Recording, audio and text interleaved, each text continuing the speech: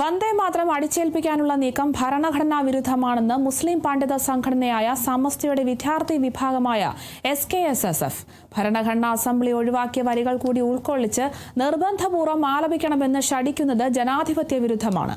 ഇതിനു പിന്നിൽ സങ്കുചിത രാഷ്ട്രീയ ലക്ഷ്യമുണ്ടെന്നും SKSSF സംസ്ഥാന കമ്മിറ്റി പ്രസ്താവനയിൽ ആരോപിച്ചു.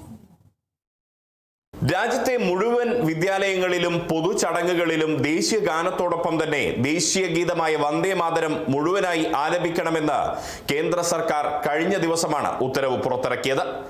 ഈ വിവാദ ഉത്തരവിനെതിരെ പല സംഘടനകളും പ്രതിഷേധവുമായി രംഗത്തെത്തിയിരുന്നു. വന്ദേ മാതരത്തിൽ നിന്നും 1950 ഭരണഘടനാ അസംബ്ലി നീക്കം ചെയ്ത ഖണ്ഡിക ഉൾപ്പെടെ ഉൾപ്പെടുത്തിക്കൊണ്ടുള്ള ഭാഗമാണ് ആലപിക്കേണ്ടത് എന്നുള്ളതാണ് ഈ കേന്ദ്ര സർക്കാരിന്റെ വിചിത്രമായ ഉത്തരവിലുള്ളത്. ഇതിനെതിരെയാണ് സമസ്തയുടെ വിദ്യാർത്ഥി വിഭാഗമായ SKSSF ഇപ്പോൾ രംഗത്ത് വന്നിരിക്കുന്നത്. മുസ്ലിം പണ്ഡിത സംഘടനയായ സമസ്തയുടെ വിദ്യാർത്ഥി വിഭാഗമായ SKSSF ഈ ഉത്തരവിനെ കുറിച്ച് പറയുന്നത് ഇത് ഭരണഘടനാ വിരുദ്ധമാണ് എന്നുള്ളതാണ്. വന്ദേ മാതരം എല്ലാവരും നിർബന്ധമായി ആലപിക്കണമെന്ന് അടിച്ചേൽപ്പിക്കാനുള്ള ഈ നീക്കം ഭരണഘടനാ അവകാശങ്ങളുടെ വിരുദ്ധമാണ് എന്ന് SKSSF ആരോപിക്കുന്നു.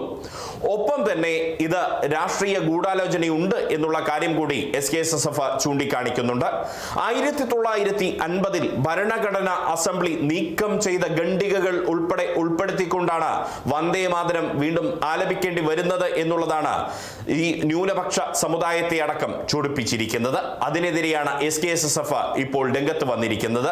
അതേസമയം തന്നെ 1950 ഭരണഘടനാ അസംബ്ലി അംഗീകരിച്ച വന്ദേ മാതരം ചൊല്ലുന്നതിൽ ന്യൂനപക്ഷ സമുദായ സംഘടനകൾക്ക് ഒരു തർക്കവുമില്ല. അവർ അതിന് തയ്യാറുമാണ്. എന്നാൽ വിവാദമായ ഭാഗങ്ങൾ ഉൾപ്പെടെ ഉൾക്കൊള്ളിച്ചുകൊണ്ട് വന്ദേ മാതരം മുഴുവനായി ചൊല്ലിക്കാനുള്ള കേന്ദ്ര സർക്കാരിന്റെ രാഷ്ട്രീയപരമായ നീക്കത്തെയാണ് ഇവർ ചോദ്യം ചെയ്യുന്നത്. Riyas KMR, Kerala vision news, Kozhikode.